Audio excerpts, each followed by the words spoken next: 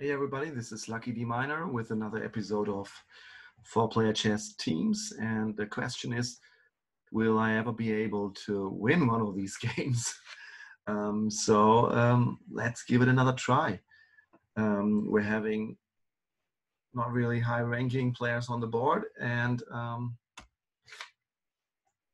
let's just get started.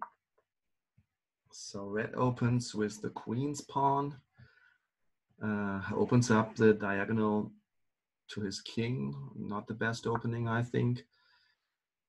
Blue's doing the same. No, not blue's opening with the king's pawn. Okay, but at least not threatening to check red immediately. I decide to open with the pawn over here, just in order to not allow any trades with the queens and not opening my king.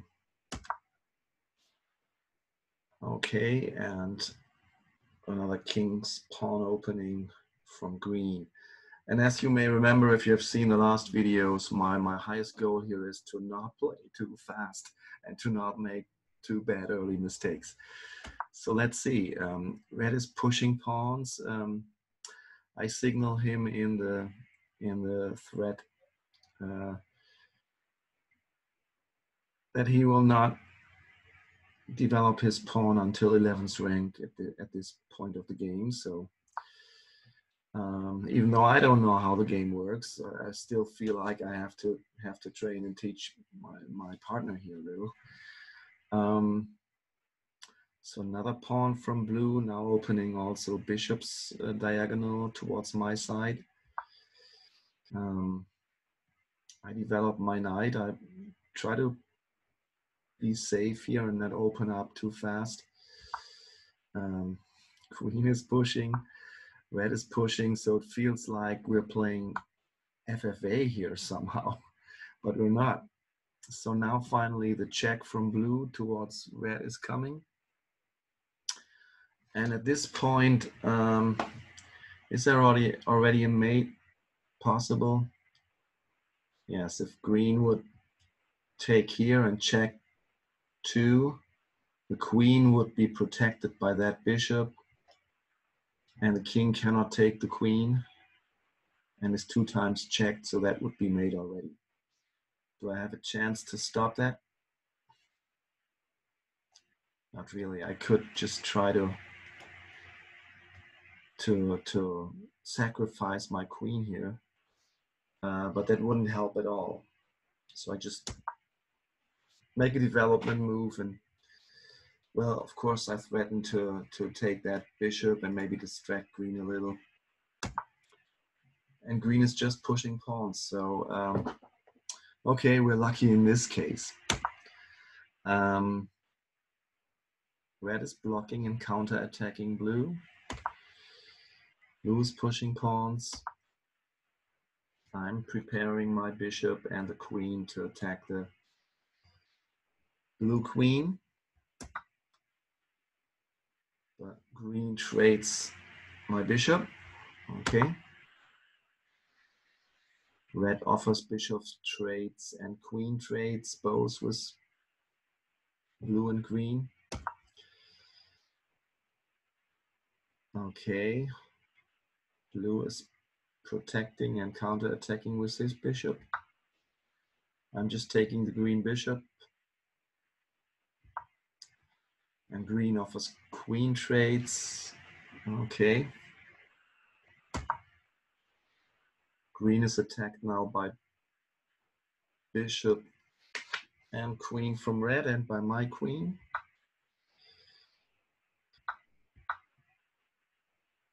Blue takes my knight.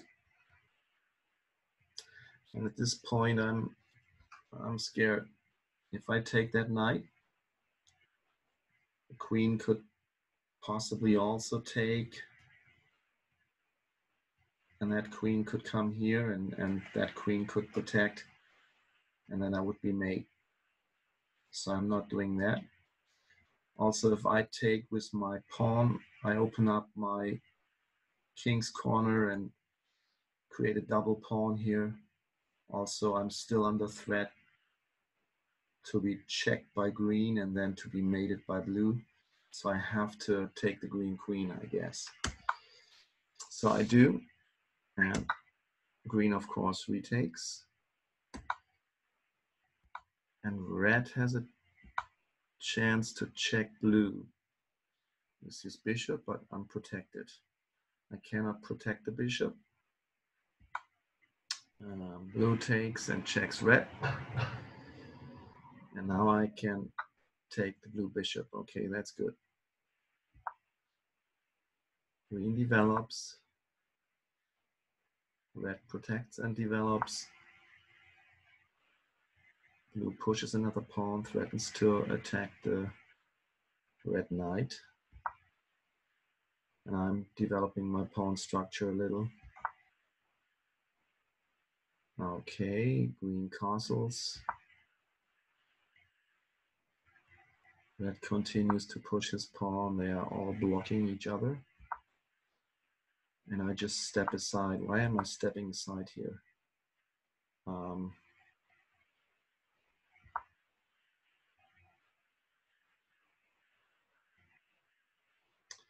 Well,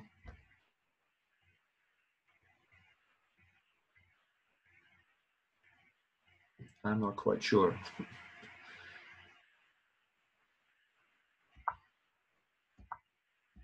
Oh yeah, I think I wanted to protect my bishop in order to be able to push that pawn and then attack that queen. That was the idea here. Okay, so the pawns in the center are completely blocked.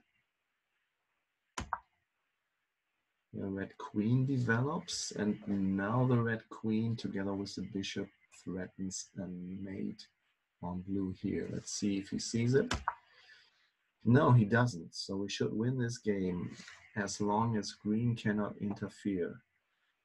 Green does not have any strong move against red at this point, so there should be no problem. So I can just make a step and give another attack on the green queen. But it should be over. And yes, it is. So finally, we won a game here. But I have to admit it was a very poor game. So green missed a mate on red early. Red made a few mistakes, but finally saw the mate here, and that's great. And I profited from the mate. I didn't even really support him in that.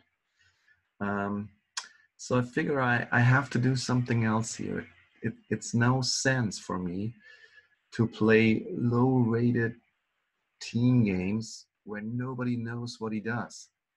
I mean, I learn a little by it, but I would much rather maybe pick a partner which I can play more regularly with, and then climb up the ladder a little, because it's really frustrating to play these games, which is all kind of random losses, random wins, but no real strategy going on.